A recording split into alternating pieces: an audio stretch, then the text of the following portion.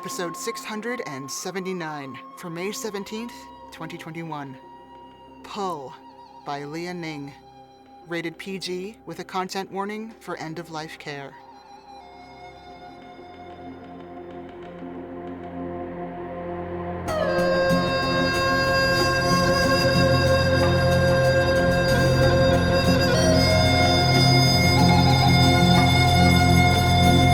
Hello, and welcome to PodCastle. I'm your host, Setsu Uzume.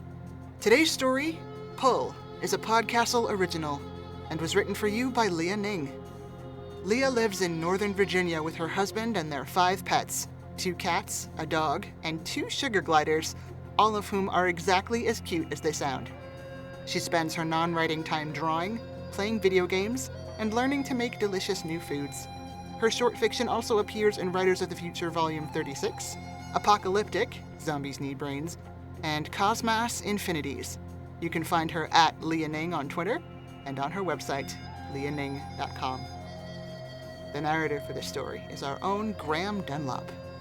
Graham has been involved with escape artists for many years, producing audio, hosting shows, narrating stories, and keeping the websites going. He was born in Australia, although people have identified him as English, American, and South African, amongst other nationalities. He loves the spoken word. Graham lives in Melbourne, Australia with his wife Amanda and beautiful boy dog, Jake. And now, have a seat on the picnic blanket and enjoy the story. Pull by Leah Ning. I could already feel her mind tugging at mine from upstairs, a warm, familiar pull that threatened to separate me from my body. "Are you there?" the pull seemed to ask. "Are you coming back?" I took her bowl of oatmeal from the microwave and tested it with a finger. It had to be a little cooler than she liked now. She couldn't blow on it herself anymore. That tidal pull came again, stronger this time, and I had to close my eyes for a moment to fight it. She was harder to resist now than she ever was. For one thing, she never used to pull this hard. For another, her pull had become the only way she would talk. Words escaped her more often than not now. When the pull abated, I shuffled up the stairs, dirty white slippers whispering on linoleum that hadn't been swept in I couldn't remember how long. "I'm here, Amy, I'm coming," I said when I felt her latch on again. She didn't let go, but the feeling of building strength faded. She looked at me from against her mound of pillows, her grey eyes watery. Thin lips nestled in a cacophony of wrinkles I'd watched the hand of time etch across her face. I sat on the edge of the bed. "Oatmeal," she made a face. "Well, I snuck some maple syrup in there this time. How's that?" This delighted her as it did every morning. She let me spoon the oatmeal into her mouth, and I chatted idly while she worked it across her tongue and swallowed it. My mouth poured sweetness into her ears, while my spoon poured sweetness into her mouth. When the food was gone, she closed her eyes, smiling. I didn't notice her strength gathering again until it was too late. I scrambled for a handhold in my mind. The warmth of her pull cradled me, loosening my hold on myself with gentle mental fingers until I gave in and let go. She brought me to a red and white checked tablecloth spread amid tall yellowing grasses bathed in sunshine. She sat with her legs outstretched beside a picnic basket lined with a dish towel that matched the tablecloth. The real ones had never matched. The dish towel, I remembered, had been robin's egg blue. The tablecloth had been white. She leaned back on her elbows and lifted her face to the sun. Her yellow dress lay flat against her body. The sunset blazed in her hair. I'd held her hand when we were younger, watching that sun set, talking deep into the night. Now I could only watch her. It was dark when we woke. Amy's hand was in mine. The empty oatmeal bowl lay shattered on the floor. If you're going to keep doing that, I'm going to have to start using plastic bowls, I said. Her mouth stretched into a slow, sunny grin. Something buzzed in another room and she looked up at me, grin fading. It's just the phone, I said, kissing her temple. I'll be right back. She turned to watch anxiously as I shuffled down the stairs to the kitchen. Martha glowed white on the phone screen when I got to it. I sighed and tapped the screen, lifted the phone to my ear. Hello? A panicked voice shouted through the little speaker. John, I've been trying to reach you for hours. Where were you? Didn't have my phone on me. We're fine. It wasn't really a lie.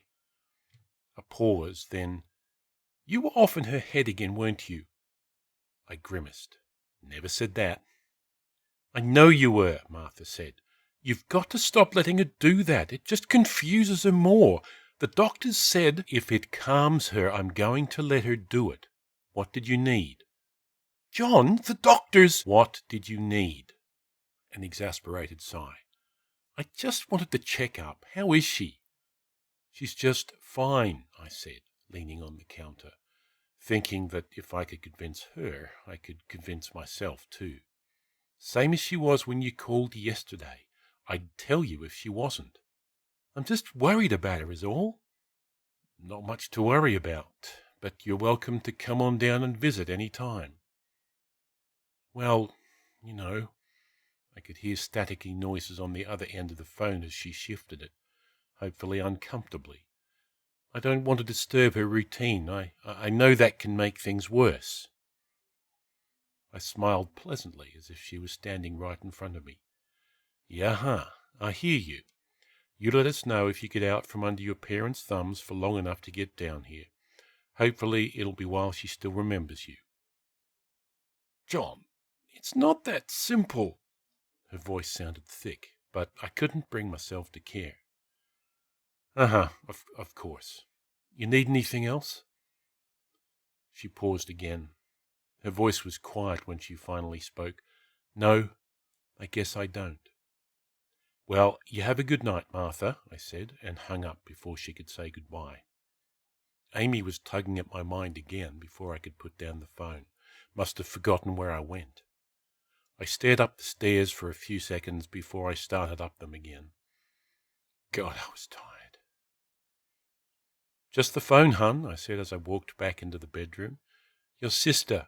She wanted to check up on you. You know how she worries. I felt that pull again, heard an echo of a memory. How many years has it been? 6. I know, I said. Doesn't sound like she's any closer to getting up here than she was then either. Amy turned her head away. Upset? Embarrassed? I knelt to pick up the glass on the floor and give her her privacy. She had little enough of that as it was. I dreamed of the meadow that night. The cloth in the basket was checkered. Amy sat beside it, legs out straight, staring dreamily into the sky. Excuse me, she said, turning her head to face me.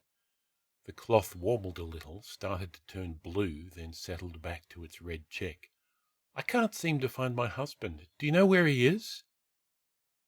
The bed next to me was empty when my eyes flicked open, Amy's side of the covers thrown back. Alarm bells clanged in my head. I dragged myself over to the other side to see the floor. Not there. She hadn't fallen, but she couldn't walk any more either. Amy, I called. I sat up and saw an orange glow from the bottom of the stairs. Muttered curses floated up to me. I plopped my feet into my slippers and went downstairs as fast as my joints, still aching with sleep, would allow. Amy, I called again, louder. Shit. Her voice was muttery, soft. Amy, hun, where are you? Are you okay? She was flapping a towel at a growing fire on the stove when I walked in.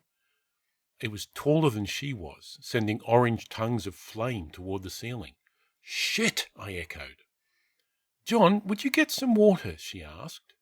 So calm. How was she so calm? I didn't get water. I grabbed the lid she'd discarded on the opposite counter and slammed it onto the pan, suffocating heat puffing into my face, then turned the burner off. "Jesus, Amy, are you okay?" She was standing frozen, clutching a towel, a blue one, and staring at the snuffed fire. "Amy?" She looked at me. "I just wanted to make some breakfast," she said. I went to her and took the towel. She let it slide from her fingers without protest. "It's still only 3 a.m. Let's go back to bed and I'll take care of this when we get up." 3? She blinked, looked around, saw the dark window. "God, it is, isn't it? What am I doing up at 3? I opened my mouth, ready to tell her that this was what the doctors told us to expect. But what came out was, everyone does it at least once in their lives, getting up and going to work and then realizing it's too early or it's Saturday. "You're all right. Come on back to bed." We made our way back upstairs, my hand on the small of her back as we climbed. She rolled over to face away from me when we got into bed. Then quietly, "People who accidentally go to work on a Saturday don't forget their cooking and start grease fires." I lifted a hand to put it on her shoulder, put it back down. "I'm sure they do sometimes. You're all right," I repeated. She made a little humming noise that could have meant anything. "Amy?" "Hmm? When did you start talking again?" "What?" "You haven't spoken in 2 months." She rolled over to look at me, eyes wide. "What?" I stopped, thought for a minute. "This is a memory."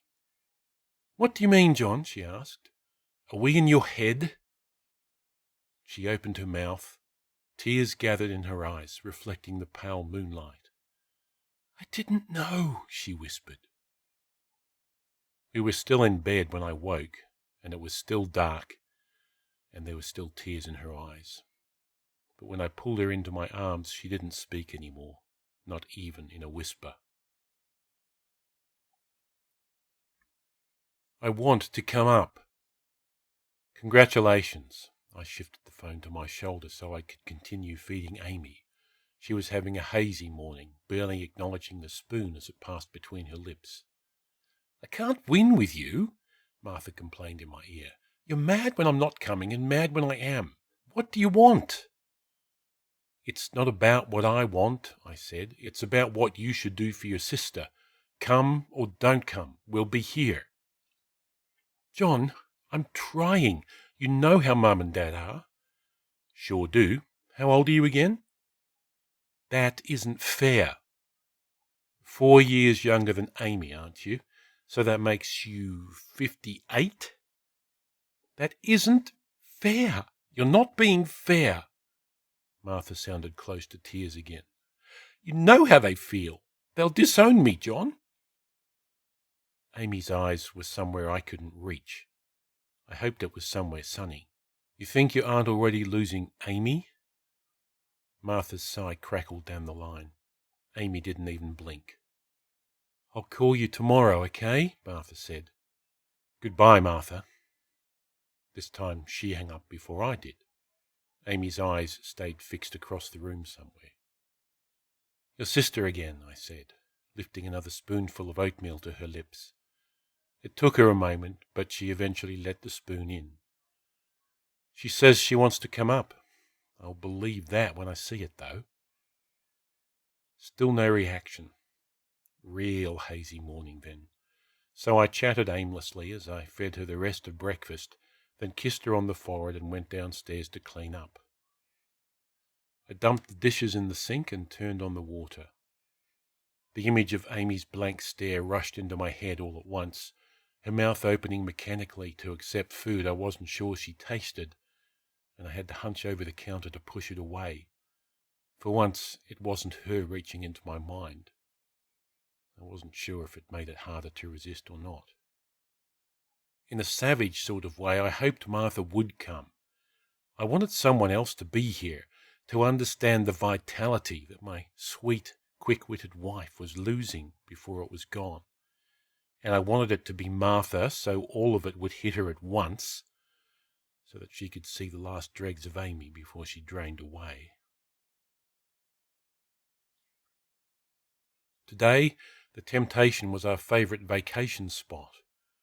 Her eyes were closed as she reached out to pull me in, with no thought for the bowl of soup in my hands.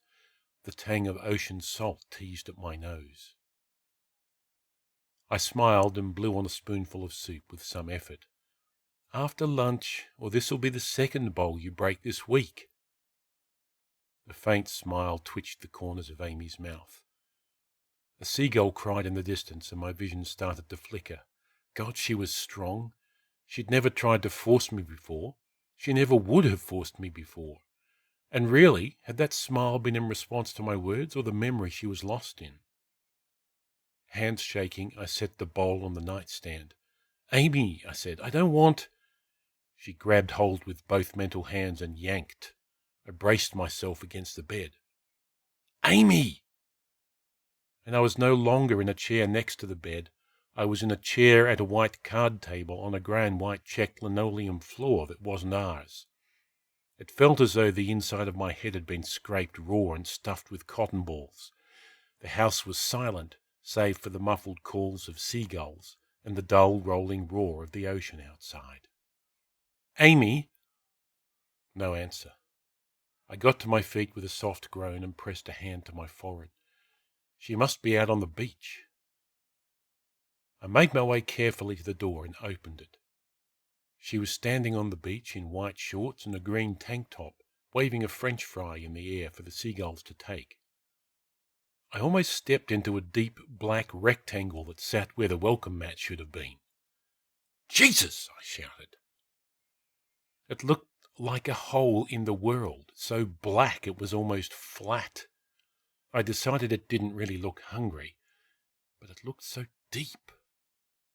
"John, come on!" Amy waved to me from her spot on the sand, laughing, French fry in hand. The seagull swooped down in a graceful arc and plucked it from her fingers. The deck beyond the welcome mat looked solid enough.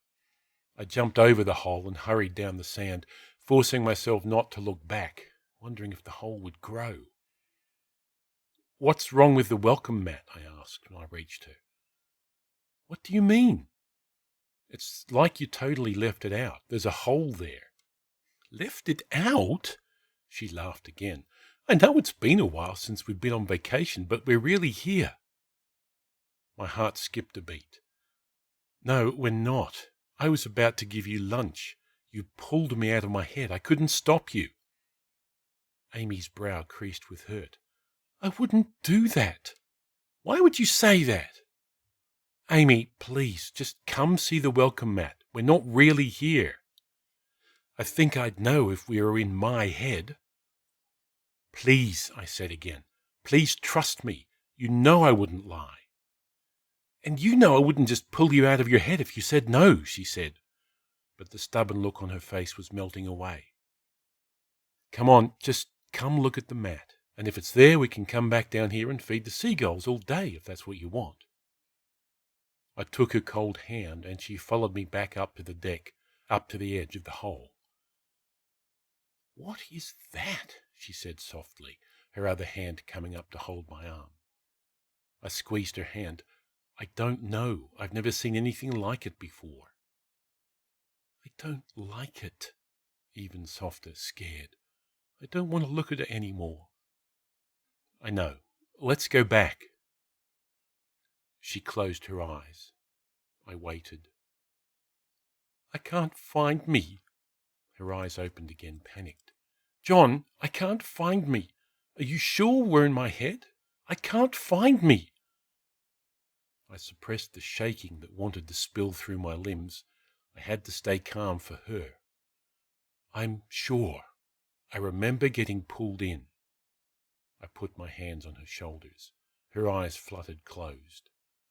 "You're in our bed at home right now. I'm sitting in the chair next to you. There's a bowl of chicken noodle soup on the nightstand that's probably cold by now. You're there. I'm there." Amy let out a careful breath. Thin rivulets of white appeared at the roots of her hair and slid down like raindrops on a window. I felt my skin sag as if it could no longer stand gravity's pull. "I feel it," she whispered, and I let her take me back into the darkness. I woke with my cheek pressed to the bed, arms dangling, the rest of me still sitting in the chair. The headache from the memory scraped at my skull. Sunlight still spilled across the comforter, but at the wrong angle and with a little too much gold. When I pushed myself back onto the chair, Amy was staring, wide-eyed at the ceiling. "Are you all right?" I asked. She didn't look at me.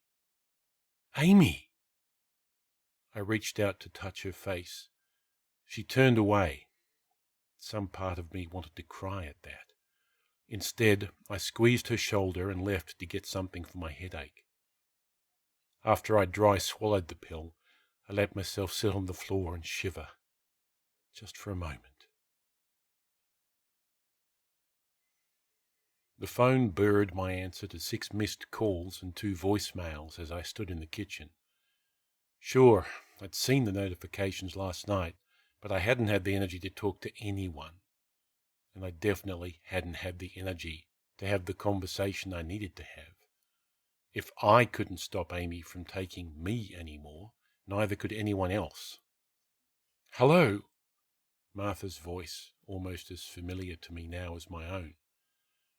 "Sorry I missed your calls yesterday." "Were you off in her head again?" I scratched the back of my head. "Well, sort of. Not really."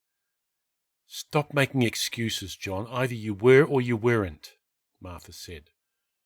"It's not that simple anymore, and while we're on the subject, I don't think you should come up." "You didn't think I was coming up in the first place. What do you mean it's not that simple?" I decided to tell her only most of the truth. "I don't think she can help it anymore." "She can't help it anymore?" The phone crackled as she shifted it. "What does that mean?" "She pulled me in without asking yesterday, and when I got there, she didn't know we weren't really there." "Well," more crackling, "isn't that, I don't know, sort of what happens with this?" "Sure, but most Alzheimer's patients can't yank the people around them into their memories." "So you think if I come up, she'll pull me in too?" "Yes, I think it's safer if you don't come." I couldn't bring myself to tell her about the hole. Telling someone else meant it wasn't a fluke, and I still didn't really know what it was, or whether it was worrisome. "What about you?" she said. "Is it safe for you, constantly getting pulled out of your body?" "I'll be fine," I said. "I know how to get back." "All right, but keep in touch, okay? I'm worried for both of you." "I'll be fine," I repeated. "I have to go. Breakfast time." I hung up with some relief.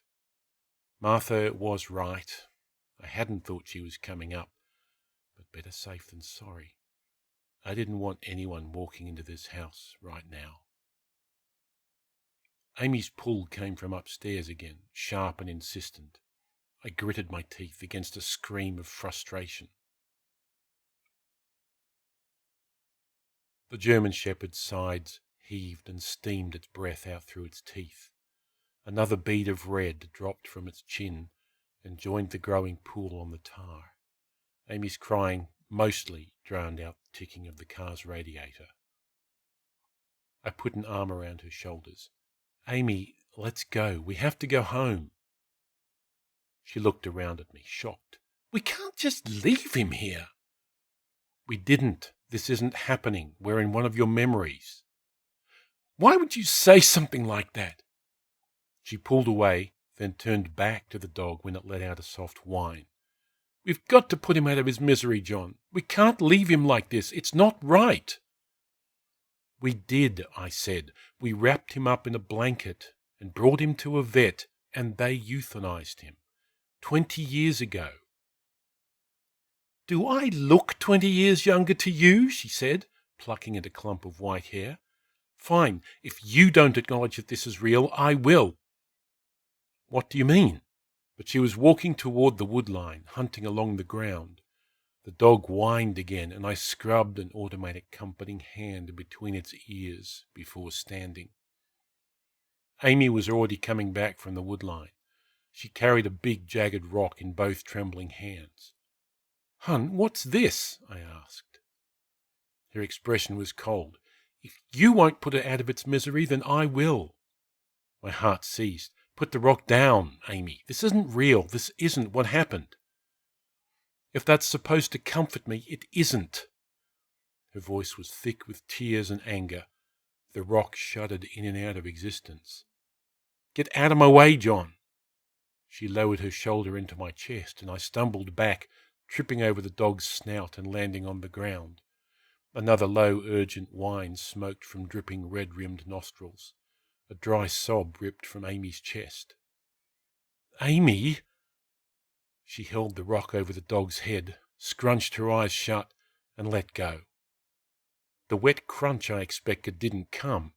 Instead, there was a noise like two boulders smashing together, then screaming as a hole 3 times the size of the rock she'd dropped opened up in the road where the dog's head had been. I scrambled back to avoid the crumbling tar beneath me. Amy's hands clutched at her face. "Oh, God, you were right. I'm sorry, you were right." "Take us back!" I shouted, panicking, watching larger and larger chunks of road snap off and whoosh into the darkness. "It's not real. Take us home. Please take us home." "I'm trying." The entire road collapsed under me. I flailed and grabbed at an edge that crumbled in my hand. My stomach dropped as I fell. The tug clamped around my whole body, and I flew up out of the hole and into my body, back in the chair by the bed. My face pressed once more into the comforter, bowl shattered on the floor. My phone buzzed in the other room, then fell silent. How long had it been? Amy reached for my hand, tears already overflowing onto her cheeks, making soft taps as they fell onto the pillow. Our hands shook together. The phone buzzed again. She looked up. "Just the phone," I said automatically. "Probably your sister again." She squeezed my hand, then let go. I didn't want to leave, but she was right. I should answer. When I got to the phone, Martha glowed up at me from its screen. "Hello?" "John! I've been trying to reach you for hours. Where were you?" "Didn't have the phone on me. We're fine." Only half a lie. "You were off in her head again, weren't you?" she said. I sighed. "That's not fair. You know I told you I can't stop her anymore." "What?" Martha's voice was suddenly staticky, garbled. "You never—" She dissolved into mushy gibberish. "Martha, you there?" I checked the screen, but it had gone black. Too black. I dropped it, and it punched another hole in the floor. "Amy!" I screamed, starting to run back to the bedroom. I didn't look back to see if the hole here was widening too. "Amy, we're not back!" She didn't say anything back, but I felt her pull again and gave in to it with mingled fear and relief. This time my face was smashed into wood when I woke. Sharp edges dug into my ribs, my thighs. My nose felt clogged, and it throbbed when I lifted my head. I groaned and sat up. I'd fallen on the stairs. When? The bowl I'd dropped, plastic, had been full of soup. Lunch? Dinner? I patted my pockets, felt the smooth rectangle of my phone, pulled it out. 2:37 p.m., 12 missed calls. "Amy," I called her, "you all right?" I got my feet under me and made my way up the stairs with the help of the railing. My head thumped at every step. No pull, but I could hear Amy snuffling as I got closer to the top. I made myself move a little faster. When I reached the doorway, she looked at me, then covered her mouth with her hands, eyes wide and watery. "John," she croaked. Her voice was cracked with disuse. I shushed her gently and brushed the hair from her forehead. "It's okay," I said. "You don't have to talk." She shook her head, reached to my face with a touch like feathers. "You're—" She trailed off. squeezed her eyes shut to think, then tapped her nose. I'm sorry. My fingers found my nose. Hardened crust crumbled beneath my fingertips. Blood. Ah, shit. You're okay? Let me wash up. I shuffled to the bathroom and studied the dried maroon crust under my swollen nose. Probably broken, but it would heal. I couldn't leave Amy alone to go to a doctor, and I couldn't bring her with me without risking her pulling in everyone in the vicinity. God, I was exhausted. The phone vibrated in my hand. Amy had started speaking again. She'd lost more words, but she refused to use the pool to communicate anymore. My safety, she'd managed to say, was more important than her dignity. It didn't make me feel any better. The danger came when she didn't know she was doing it, not when she did. The times when I didn't know she'd done it made it worse. I was losing my sense of time and place right along with her. Every unusual event, Amy saying a word she'd forgotten, Martha calling at a different time of day, set me on edge, wondering if I was now or then. It wasn't unusual then that my heart leapt into my throat when the doorbell rang. Who? Amy asked. I don't know. Maybe the mailman. I'll be right back. But the woman I saw when I opened the door was mousy-haired, bespectacled, and wearing jeans with a faded brown sweater. Martha, I said. Well, I'm here, she said, shifting from one foot to the other. Finally, can I come in? I didn't move aside. No. Excuse me, she said. I want to see my sister, before she forgets me, as you keep reminding me. Yes, well, I started, then looked back at the stairs where strength was beginning to gather again. Amy had probably already forgotten where I'd gone. I didn't have long. I moved to the stoop and pulled the door shut behind me. You're too damn late, I finished. It's too dangerous. She may not know you anymore, and she may... The first pull came. I gritted my teeth and fought it with every ounce of strength I had. I couldn't collapse out here. Not now. When I looked up, Martha was hunched over, palms pressed to her forehead. So it wasn't just me. Amy was grabbing anyone she could find in her confusion. Jesus, Martha gasped when the pull passed. That's her? Who else would it be? That's not the point. She's not asking anymore, she's forcing. This isn't safe. That's what I've been telling you. You can't be here. It's okay for me. She knows me, but she may not know you. She scoffed. How does her knowing you make it any better? Did you get those black eyes walking into a wall? Sure, I suppose, I said. John, you're enabling her. What happens if one day she yanks you out of your head and you fall over and die? Well, you'll know there's something wrong if you ever hit 50 missed calls in a row. The second pull came, harder than the first. I had to lock my knees to keep them from buckling.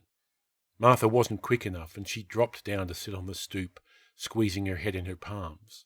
I knelt and put a hand on her sweatered shoulder. Focus on my voice, I said. My voice is here and now. It isn't wherever she's trying to take you. Stay focused on what I'm saying. Slowly, with measured breaths, Martha raised her head. Irritation had turned to naked fear. I knew where it came from, a place where you scrabbled with hands, fingernails and toes to remain in your own mind, unsure if you would ever return. Go, I said gently. Get in your car and go and call me tomorrow. We'll be okay. She shook her head, the motion spilling a tear from one eye. I can't. I finally got brave enough to come see her. I can't just turn around. It's been harder for her to find her way back lately. If you get pulled in, you might never come back. Her face hardened. I'm coming inside, John. We better go before she grabs us again. She was right. We only just made it inside before we both dropped to the floor, a small cry escaping from my lips, as Amy tore me from my body. The meadow again. Of course it was. This was her comfort memory when she went hazy, a guarantee that she wouldn't be alone. I was there. I would always be there. She wasn't the right age anymore, not her current age, not even the age she'd been when this memory took place. She looked like a teenager, maybe even as young as a tween, wearing the same yellow dress. The tablecloth on the ground was purple now. Or was it bright red? It was hard to tell in the blinding light of a sun that was far too close, like the sun in the corner of a child's drawing. "Who are you?" Amy called from next to the picnic basket. My breath caught in my throat. "No, not this. Not now, not ever, please." "It's me," I said. "It's John." "John?" She squinted at me, then clapped her hands in delight. "Oh, John, I've been looking for you. Come and sit. There's peanut butter and jelly and lemonade and strawberries." I gave her a nervous smile and sat beside her. The whole memory had a fragile, shivery quality I didn't like, as if it would explode if you look at it too hard. "Who's that behind you?" she asked. I turned with her. "It's Martha, your sister. She came to see you." Martha stood a ways off, wearing a tentative smile. "Hey, Amy. Missed you." "No," Amy whispered. Her voice contorted with anguish. The sun shuddered overhead like a leaf in a sudden wind. "I didn't mean to do it again. I'm sorry. I'm sorry." Martha stepped toward us, hands outstretched to comfort. Rumbling began behind us, and I turned to see another hole punched in the horizon, sweeping toward us like a wave. Amy looked ahead of us with wide, unseeing eyes. "Would you like a sandwich?" she asked. The ground dropped out from under us. I opened my eyes and immediately had to close them against the brightness. I put my hands over my face and squinted through slitted fingers at the sterile, stark white of a small room. The floor beneath my back was hard and cold. The regular whir thump of broken machinery and a child's sobs reached my ears as I waited for my eyes to adjust. "Hello," I called out. "Are you okay?" The child let out a harsh gasp. "Who's there?" I widened the slits between my fingers. "I'm John. What's your name?" As if I didn't know the answer. "Amy." "Do you remember me, Amy?" "No," she said in a sliding, questioning voice. I let my hands fall. Amy sat in a corner, knees to her chest, surrounded by thousands of wires ending in plugs and mostly empty outlets set into the walls. The wires each had tags labelled with things like mouth filter still plugged in and thirst indicator left unplugged on the ground. She might have been 5 or 6, still wearing the same yellow dress in miniature. "It's okay," I said, getting slowly to my feet. "It doesn't matter. I'm a friend. Does that sound nice?" Amy sniffled and cast me a suspicious look. "Maybe." "Can I come and sit next to you?" I asked. "Okay." I shuffled my old man's body toward the child that was, had been, would be, my wife, and sat against the wall with her. That steady whir thump thudded through my back and worked its way into my chest. It upset me in a deep way that I couldn't quite put my finger on. I took hold of one of the wires but couldn't lift it. It was as if it had been turned to stone. Amy's mouth wobbled. "I think those are important, but I can't plug them back in." "That's okay," I said. "I don't think they'll have to be like this for much longer." The lump in my throat wouldn't go away any more. My chest hitched. I bit down on my palm to stop myself before she saw, but she was as perceptive as she'd always been. The girl crawled over to me and wrapped her arms around my elbow. "It's okay, John," she said, and gave me a watery smile. I'll be your friend. I know. John? Amy? We looked up to find Martha picking her way through the wires, her legs as shaky as a newborn colt's. What is this place? She asked, sitting on Amy's other side. Central control, maybe, I said. Amy's grey eyes were suddenly sharp again. You're not supposed to be here, are you? Either of you. Martha took her other hand. No, honey, we're not. Do you think you can get us out? Sure, I can boost you, but I don't think I can get out any more. I exchanged a look with Martha as my chest grew impossibly tight. You boost Martha out. I won't leave you alone. John, no, then I'm staying too. I shook my head. No, you don't. You've still got a life out there, a job, a husband, your parents. But what am I supposed to do when she's gone?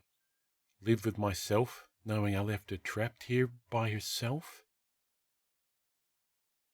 You might not get out when she... Martha trailed off. Yeah, probably I won't. Tell you the truth, I don't really want to. Amy watched me closely. I let the silence sit for a few moments, letting Martha think. Amy, honey, boost your sister out. Amy looked between us before she answered.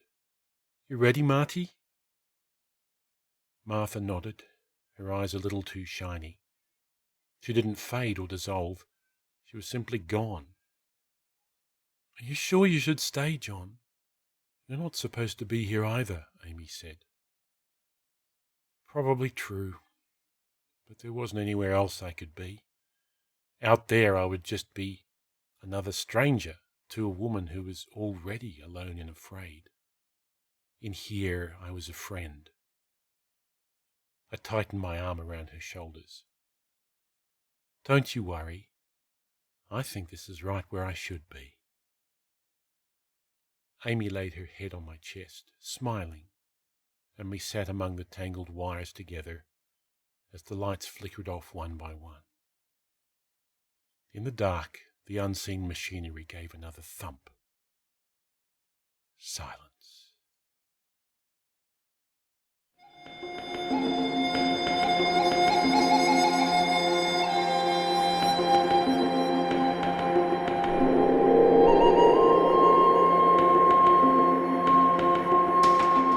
And welcome back. Wow. I could fill an hour-long episode unpacking just this story. End-of-life care is really hard, and many of those who step up to do it aren't professionals.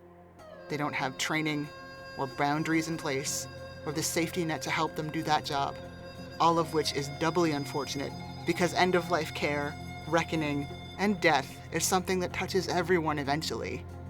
Yet, as a society, we are so bad at dealing with it because we're scared of death, of mortality, and maybe of each other too. Here are some thoughts on how to soften the experience. Grab a storage bin.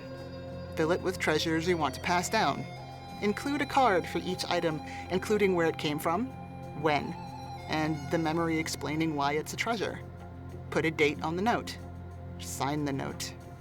That way folks know what's okay to send to the thrift store and what's earmarked for your loved ones. Have a will.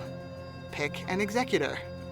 Take them out to a nice brunch or comparably chill environment and chat about what you want done. Everything, absolutely everything will be easier if you can share the stories and take notes now while everyone is still here. The last tip is this. Supposedly, hearing is the last sense to go, so pick a playlist. What's the last thing you want to hear on your way out? Or smell, or taste, or see?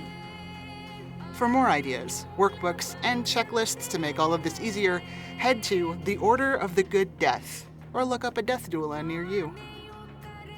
And remember to breathe. That was our show for this week.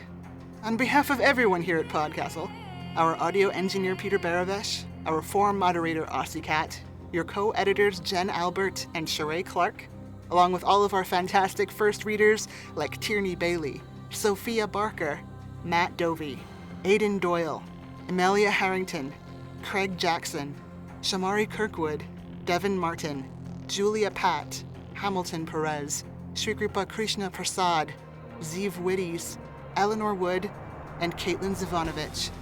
Thanks for letting us share another story with you. PodCastle is part of Escape Artists Incorporated and is distributed under the Creative Commons Attribution Non-Commercial No Derivatives 4.0 International License. Feel free to share it, but don't sell it or change it. Our music is by Shiva in Exile. Everything we do on PodCastle is 100% donor-funded, and if you'd like to support what we do, I invite you to join us on our Patreon at patreon.com/EAPodcasts. Or, if you're an Amazon Prime subscriber, you can support us for free each month. Head to escapeartist.net/Twitch for more information. We'll be back next week with another tale. See you then.